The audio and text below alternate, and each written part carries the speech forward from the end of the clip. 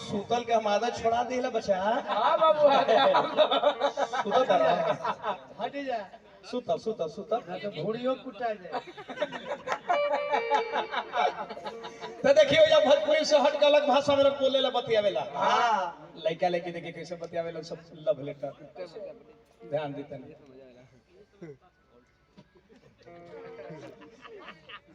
अगे छोड़ी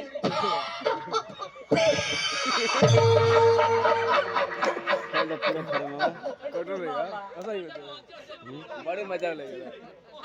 हमें मजा ले मिला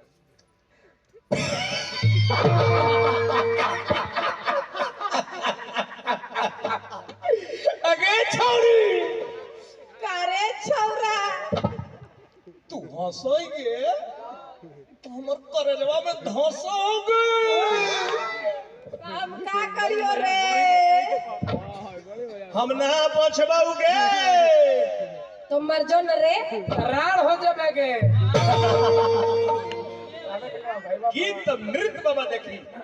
ये ऐसा तो सुदर्शन जा देखे फिल्म के कोनो ब्याह से टूक के बात नहीं हो खबे हमर पुरान हो गल तो हमरे लगे रह गइल बा। हां हो खबे ना बहुत ही संगीत मिली कि केकरो टूकर के हंसी नहीं खे आना तो हम तो एक्शन एक्शन देखी रवि जी गाना में हमरे हिलावल हो भैया एक्शन हां जी गानी भरेला हाई एक्शन हाउ एक्शन तक कितना ब्यास देख के पतल चाट के जिया तरबा के ओरिजिनल ओरिजिनल अब जीरोक्स जीरोक्स हो खेला। हां भैया चिढ़ा दे तुरंत के छौड़ी हंसल तोरा धंसल के मोरिया लय फिल्म के लेकिन सुदर्शन यादव के दिमाग की यूज कर गेल बे में लय वही बा बाबा हो जीजा जिधर जिधर जाए उधर तू ही नजर आए वही लय बा के छौड़ी हंसल तोरा धंसल के मोरिया। हम डरे गीत ना गावत रहनी हम डरे ये गीत ना गावत रहनी हो हां का है लोग कही केरी मगहिया झारखंडिया कैसन कहां से लियान के ध देलो तो एक दिन गोइन चल भाग चल ना जाइए चल भाग चल के हो हेला नियरा चल भाग चल के अरे हो हेला नियरा गछौड़ी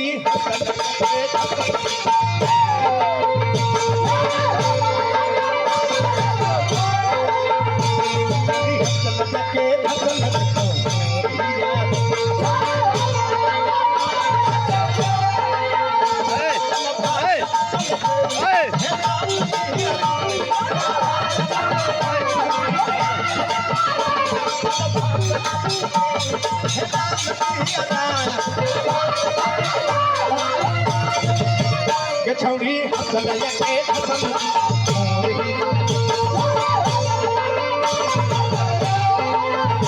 करी हंसल के हंसल मोरिया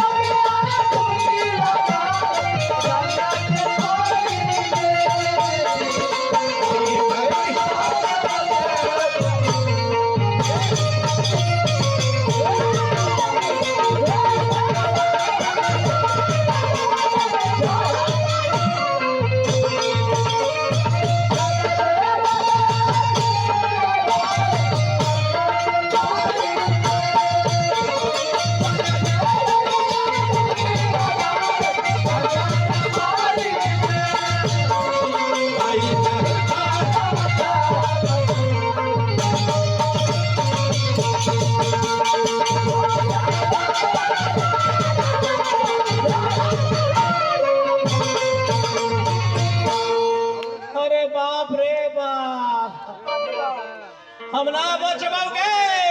तो मर जो न रे तोहरा के दोसर भत्तान करे पर तुके हम ना जीबाओगे तोर नजर से मार देले कैसन जोगाड़